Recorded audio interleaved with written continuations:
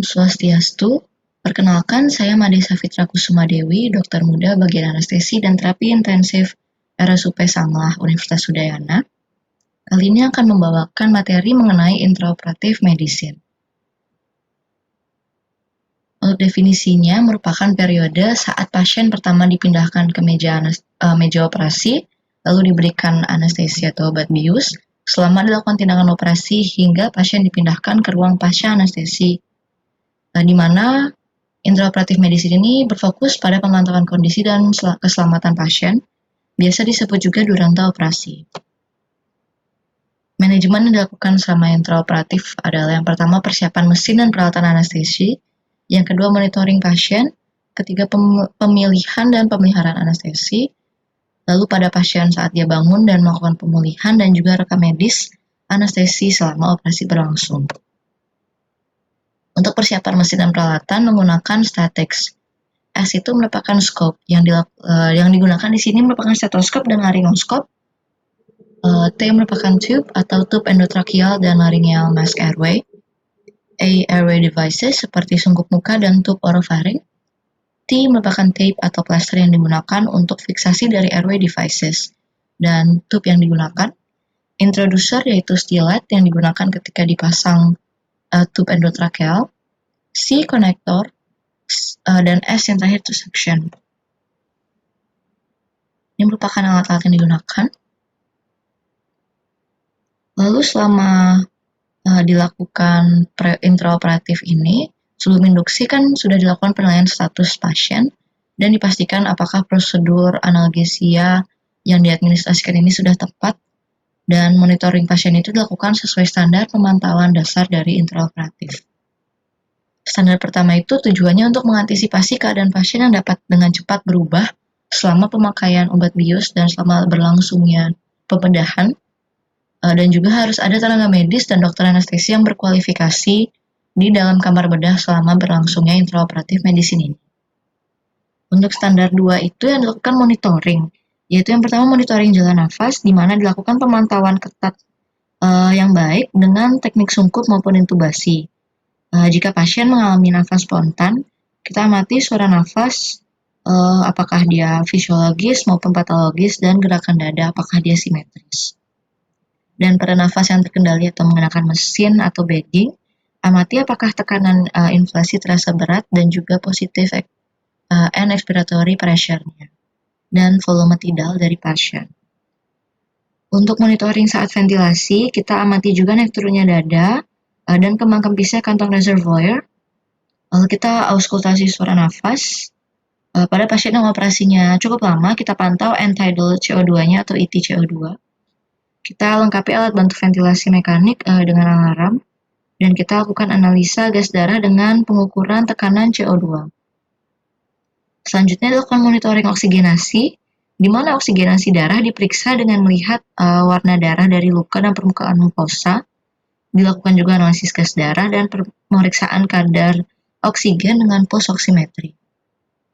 Selanjutnya yang dimonitoring itu sirkulasi, dilakukan pemeriksaan tekanan darah dari yang invasif maupun non-invasif, dilakukan denyut nadi, produksi urin yang dipantau melalui kateter, EKG pasien, dan tekanan vena sentral untuk menilai apakah aliran darah balik ke jantungnya itu baik. Dari sirkulasi ini juga kita bisa melihat kedalaman dari anestesi atau bius yang kita berikan. Di mana jika heart rate naik bersampingan dengan dilakukannya proses operasi, maka kemungkinan anestesi tidak cukup dalam dan akan dinaikkan titrasinya. Lalu kesadaran.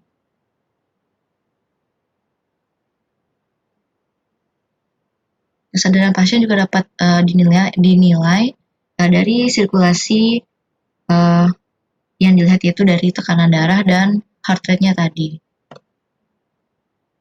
Untuk pemilihan anestesia, harus dipastikan bagaimana anestesi yang diadministrasikan itu sudah aman, di mana disesuaikan dengan kondisi pasien, dan alat-alat administrasi seperti syringe pump-nya itu dievaluasi dan dimonitoring dengan baik.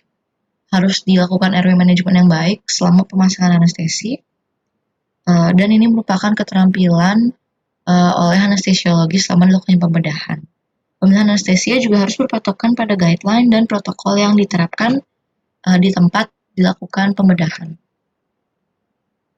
Ini pemilihannya dapat dilakukan anestesi umum, di mana anestesi umum itu disertai dengan kehilangan kesadaran sementara dan hilangnya sensasi nyeri di seluruh tubuh, di mana terdapat anestesi general yang melalui intravena maupun inhalasi dan juga balanced atau mixed anesthesia.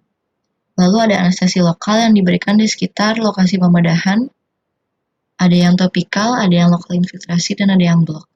Lalu selanjutnya ada anestesi regional atau spinal.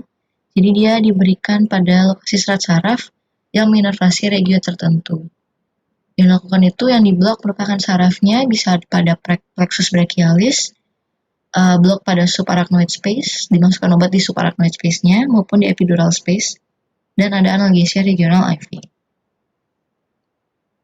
Selama dilakukan operasi, karena kebanyakan obat anestesi itu tidak berlangsung selama berjam-jam dan kebanyakan operasi berlangsung selama berjam-jam, maka dilakukan pemeliharaan anestesi atau maintenance. Di mana biasanya pada pasien-pasien yang menggunakan anestesi inhalasi itu harus dilakukan pemeriksaan, pemeliharaan, dan juga pada pasien-pasien yang diberikan anestesi intravena yang titrasi melalui seeding pump, diberikan juga pemeliharaan dengan pemberian obat relaksan. Lalu fase selanjutnya itu yang kelima, setelah pasien melakukan operasi, maka kita lakukan pembangunan pasien dan ekstubasi dan juga pemulihan. Yang dilakukan selama ini, proses ini adalah kita periksa kekuatan otot dan koordinasi pada pasien. Kita meminta pasien melakukan action-action sederhana seperti menggenggam tangan pemeriksa dan menggerakkan kepala. Sehingga kita dapat memposisikan pasien ke recovery position untuk mencegah aspirasi. Dan setelah diekstubasi kita harus berikan oksigenasi dengan sunggup muka. Dan juga harus dilakukan support saluran nafas hingga refleks nafas pasien kembali.